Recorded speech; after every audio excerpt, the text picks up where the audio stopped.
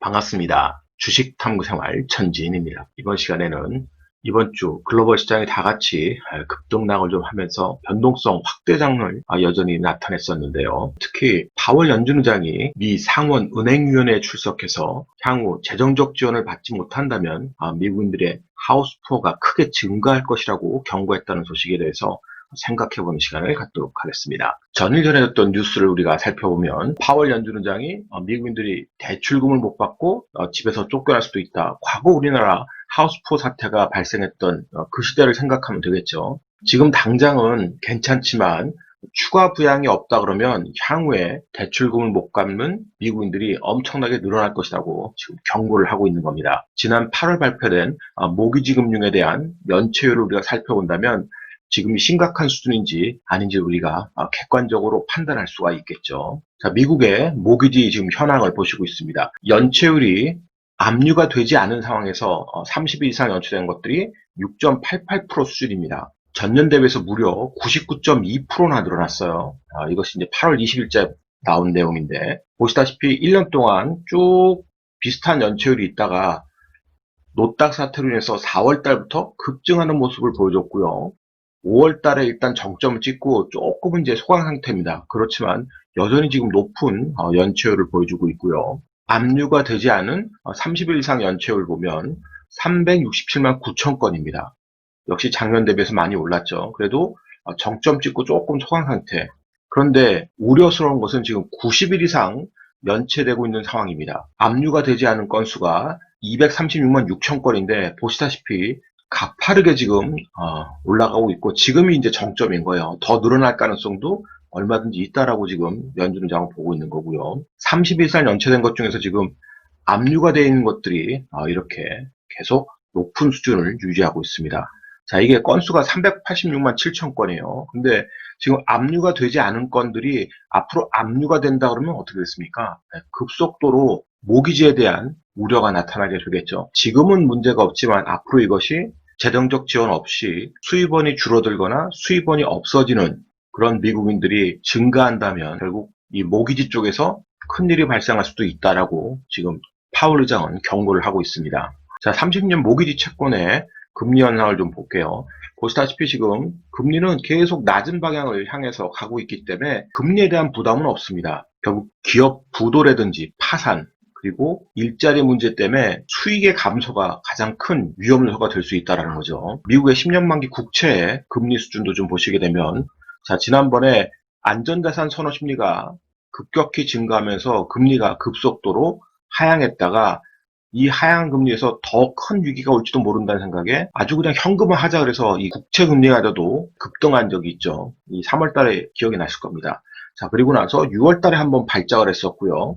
그리고 채권금리가 안정적 흐름을 보이면서 오히려 하방에 대한 마이너스 금리 여파까지도 생길 수 있다는 우려가 있었습니다만 미국의 국채 만기가 돌아오면서 새로운 국채들의 대환되는 과정에서 국채 발행 이슈가 있으면서 오히려 채권금리는 다시 정상화되는 과정에 있었습니다.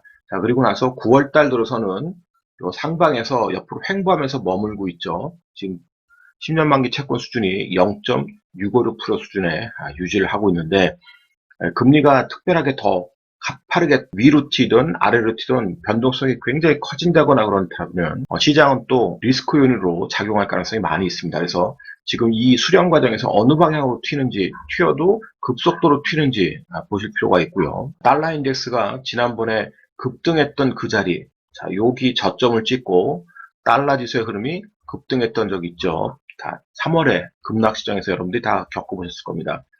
이때 이제 모두 다 피 없다. 달러만이 답이다. 그러고 급등했다가 자, 원위치 돌렸는데 오히려 달러 약세 구간으로 진입을 했습니다. 그런데 달러 약세 구간 진입 이후에 지금 보시다시피 역 헤드앤솔더가 됐죠. 바닥을 삼중바닥 만들고 튀어 올라오고 있습니다. 그러니까 달러가 다시 강하게 반등을 한다. 그러면 지난번에 반등점 그 지점에 지금 진입하고 있기 때문에 시장은 눈치 보게 할 수밖에 없는 상황이 된 거죠. 그래서 달러가 강하게 이렇게 치고 가는지 다시 약세 구간으로 진입을 하는지 이것을 눈여겨볼 필요가 있는 겁니다. 어쨌든 지금 변곡의 기로에 서 있죠. 자, 그리고 하이힐드 채권 시장을 우리가 봐야 되는데, 이 하이힐드 채권의 스프레드가 지금 다시 벌어지고 있습니다. 지난 2019년도에 5.44% 고점 찍고 만만하게 수렴하고 있다가 올해 들어서 급등할 때 이 5.44%를 강하게 돌파하는 모습이 나왔었어요. 자, 그리고 다시 이제 안정화를 취하고 있었는데 마찬가지로 바닥을 만들고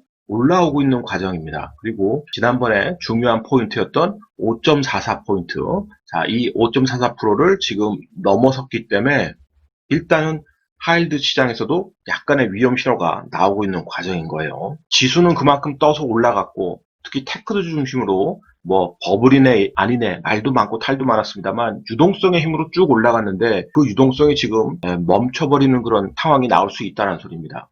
급속도로 유동성 회수에 들어갈 수 있기 때문에 조심을 해야 되는 거죠. 그리고 하이힐드 채권의 ETF 상황을 보시게 되면 지난 노딱 사태 때 급락이 나왔다가 V자 반등했습니다. 자, 그리고 윗골이 달면서 굉장히 힘든 구간인데 이 구간을 7월달 이후에 오히려 안착하는 모습을 보여주려고 했었어요. 자, 그런데 지금 이게 간당간당하죠. 다시 이 7월에 저점 구간으로 빠르게 진입한다 그러면 역시 시장이 충격파를 또 맞을 수 있을 겁니다.